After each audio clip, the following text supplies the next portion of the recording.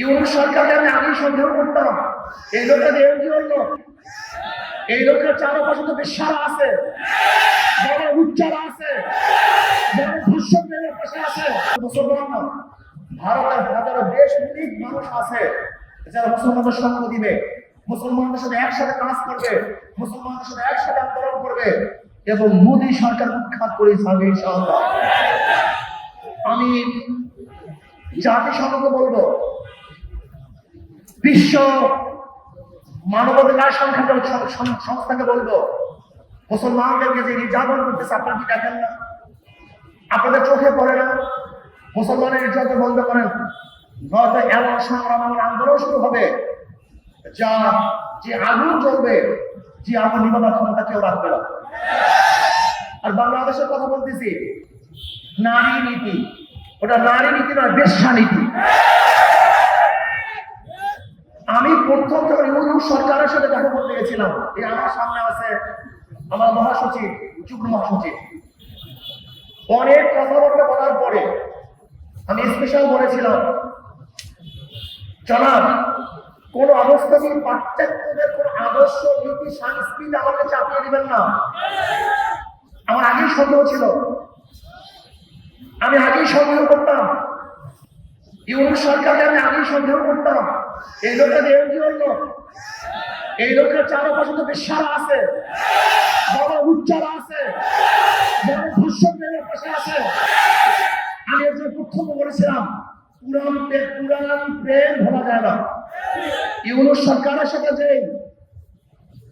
ওই পতিতাদার সম্পর্ক, এই সম্পর্ক সে ভুলতে পারে নাই। এর জন্য আমি প্রথমই বলেছিলাম যে খবরদার বিদেশি সংস্কৃতি আমাকে চাপিয়ে দেবেন না। তখন তিনি হাসি দিয়ে বলেছিলেন, না না না না না, আজকে আমাদের মা বোনদেরকে আপনি বেশ্যা বানাবেন, আমাদের মা বোনদের খানকি বানাবেন, আমাদের পুরুষদেরকে লুচ্চা বানাবেন। বলতে পারেন হুজুর যৌন কবি বললেন না কেন, যৌন শিল্পী বললেন না কেন, পতিতা বললেন না কেন? আজকে প্রতিবাদ সম্মেলন কেন?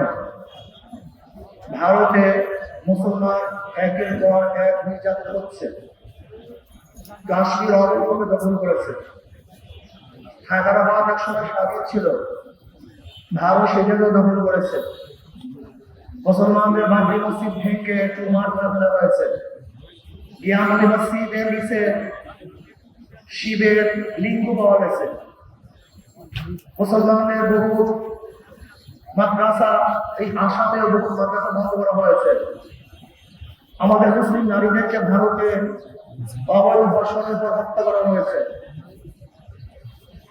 মিথ্যা দোষ বপনের অভিযোগে বহু মুসলমান সন্তানদেরকে পিটিয়ে হত্যা করা হয়েছে, মুসলমানদের সমস্ত অধিকার থেকে বঞ্চিত করা হচ্ছে, শেষ পর্যন্ত অক্ষয় বাতিল করে মুসলমানের সমস্ত সম্পত্তি দখল করার চক্রান্ত করতেছে।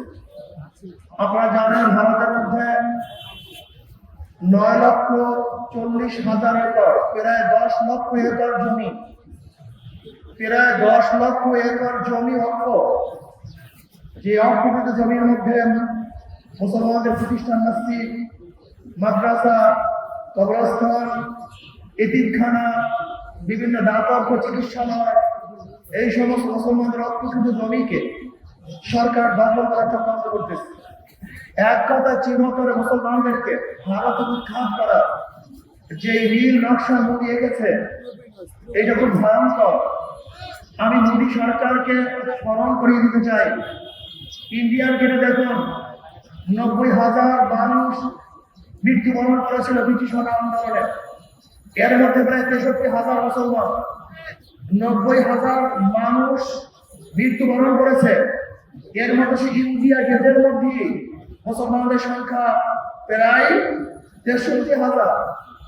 আপনারা জানেন ব্রিটিশ আন্দোলনের প্রথম ভূমিকা রেখেছিল মুসলমান, সবচেয়ে বেশি রক্ত দিয়েছে মুসলমান, জীবন দিয়েছে মুসলমান, মুসলমানের রক্তের বিনিময়ে ব্রিটিশ এদেশ থেকে হত্যা বাধ্য হয়েছে।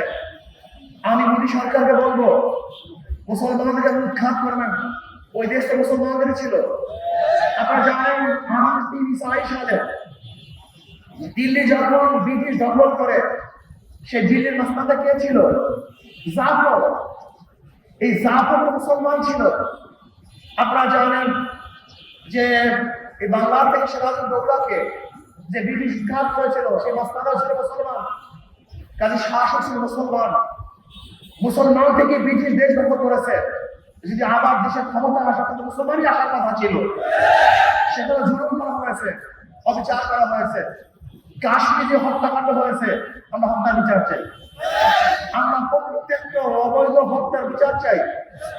যারা দোষী তাদেরকে বিচারের আওতায় আনা হোক।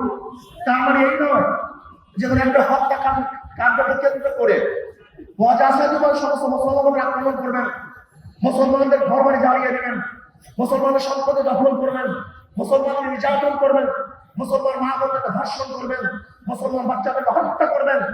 এই যদি মানা যায় না, আমি মোদী সরকারকে বলবো, মনে হয় আপনার মাথায় ভূত চেপেছে। আপনার ভবিষ্যৎ আমি ভালো দেখছি না।